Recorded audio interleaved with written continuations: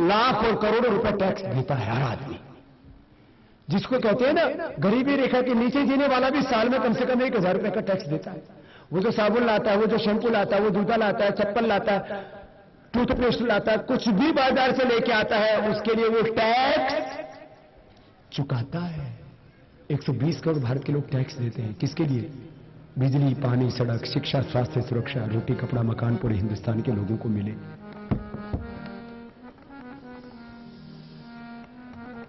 सामने से उठाओ, ऊपर देखो तो अपनी कमर अच्छी रखो, और ऐसे करेंगे ना तो कमर मजबूत रहेगी, टूटेगी। जैसे मैं करीब 50,000 किलोमीटर की यात्रा करके आया हूं असम में, लेकिन मेरी कमर तो ठीक है, नहीं तो अभी तक शैटिका हुआ मिलता। 2 लाख किलोमीटर चलता हूं, चलना है मुझे, लेकिन मुझे कमर में दर्द नहीं होता। 50,000 किलोमीटर तो पिछले 5 महीने में चल चुका और आगे भी चलना है। पूरी जिंदगी में जो चला वो अलग है, ये पूरी 2 लाख किलोमीटर की यात्रा रखी है। अपनी कमर ठीक रखता हूं, आप भी रखो ना अपनी कमर ठीक। पूरा हिंदुस्तान अब स्वस्थ बनेगा, पूरा भारत अब निरोग बनेगा। दोनों हाथ जंघों के नीचे। ये कमर के लिए बहुत अच्छा है। बहुत लोगों को कमर में दर्द है, जिसको जो बीमारी होती है ना उसको बहुत कष्ट होता है। जिसके जीवन में, जिसके घर में रोग आ गए, उस घर में तो मातम, मायूसी छा जाती, कोहराम मच जाता है, दुख, अशांति और दरिद्रता, सब धन लुट जाता है, तन बर्बाद होता है, धन बर्बाद होता है, घर बर्बाद होता है रोगों से। भाई बहनों,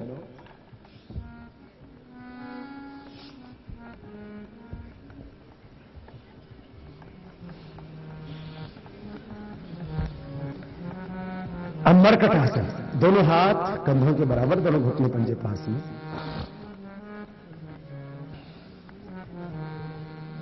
दाहिनी तरफ पैर बाईं तरफ कर दो।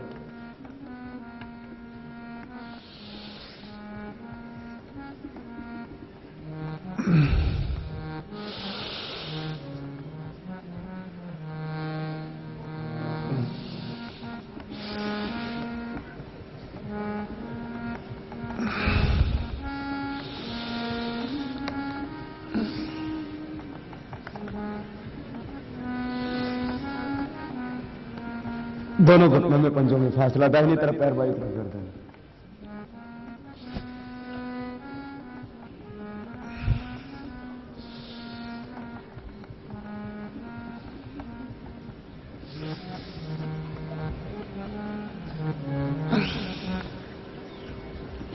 पैर सीधे।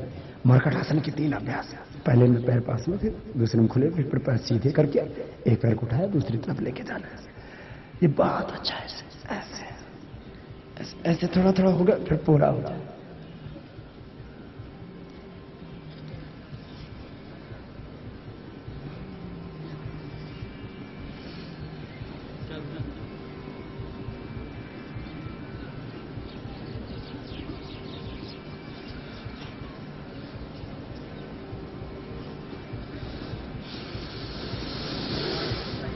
पवनमुक्तासन पेट के लिए बहुत अच्छा है। कमर दर्द के लिए एक्यूप्रेशर भी बहुत अच्छा होता है, जो यहां से दबाते हैं। फिर ये पवनमुक्तासन। कमर दर्द जिनको ज्यादा हो, चंद्र प्रभाव की शिलाजित रसायन ले लेना। दर्द कैसा भी, एलोवेरा जूस गर्म पानी में पी लिया करो। पवनमुक्तासन भी बहुत अच्छा, गैस के लिए, पेट के लिए।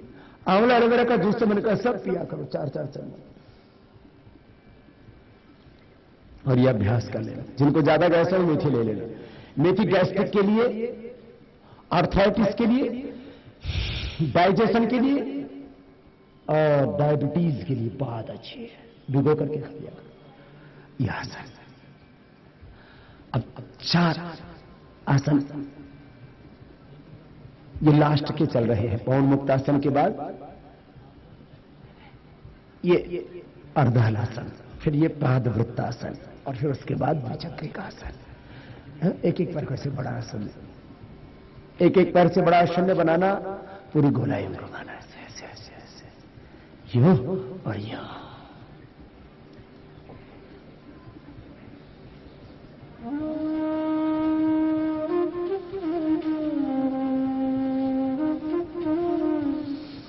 ऐसे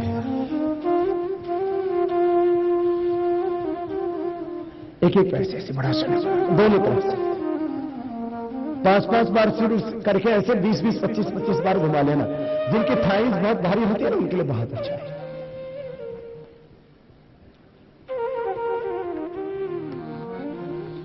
ऐसे बार बार घुमाओ, ऐसे हौले हौले घुमाओ। जिनका भारी शरीर है, ज्यादा तेज घुमाने से कई बार नस खिंच जाती है, मसल्स खिंच जाते हैं, वो नहीं होना चाहिए। मांसपेशियां और नसें, उनमें खिंचाव नहीं आना चाहिए। एक्स्ट्रा सामान्य खिंचाव तो आएगा, अतिरिक्त दबाव आने से मांसपेशियां मसल्स पुल हो जाते हैं, उसमें फिर पेन हो जाता है, दर्द हो जाता है, वो ठीक नहीं।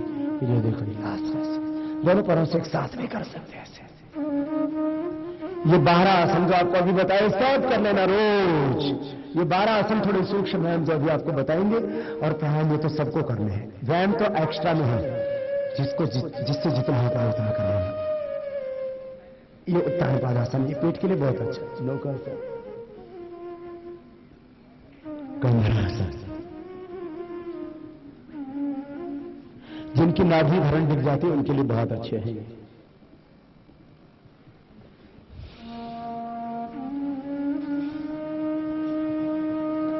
दोनों पैरों से एक साथ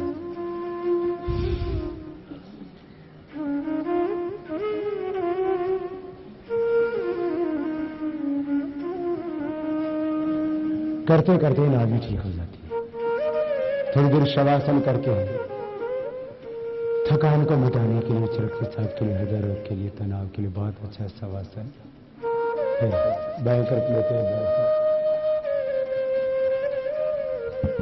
ये आपको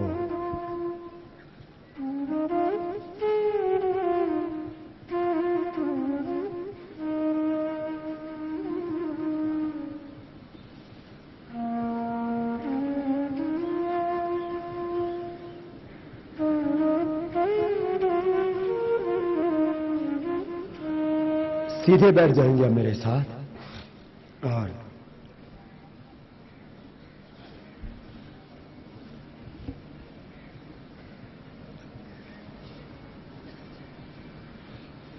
देखो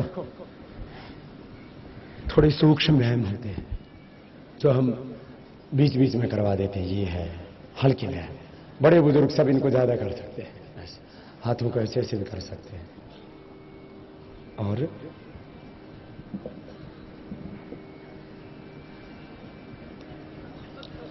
ऐसे किया, ऐसे किया, फिर कोहनी के लिए ऐसे किया, ऐसे किया। ज्यादा बार कर सकते हैं इनको कोहनी के लिए, नहीं तो टेनिस एल्बो जैसी प्रॉब्लम हो जाती है, सर्वाइकल स्पॉन्डिलोसिस पेन हो जाता है। ऐसे यूं किया, गोल गोल घुमा दिया दोनों तरफ से।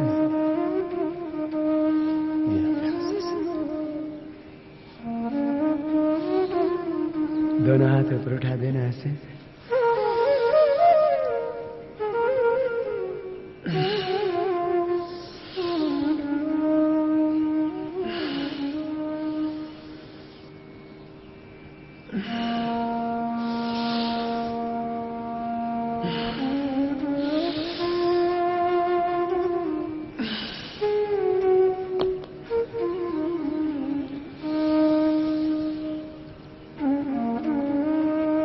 जिनको सर्वाइकल स्पॉन्डिलोसिस पेन होता है, कंधों में दर्द होता है, गर्दन में दर्द होता है, वे किया करें रोज हाथों से सिर से हाथों के एक दूसरे के विरुद्ध दबाव देना, श्वास अंदर भर के।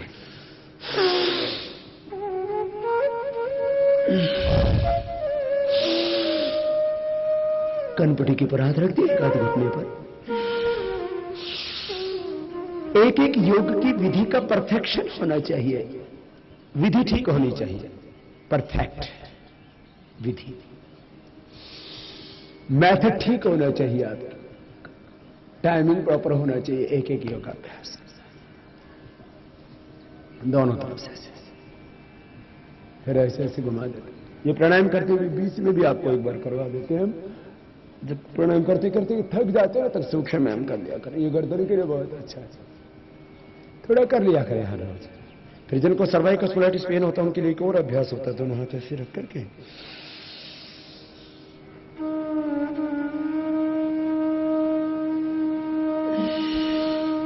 इसको मैंने देखा है, सर्वाइकल पेन पर बहुत अच्छा असर होता है सामने से।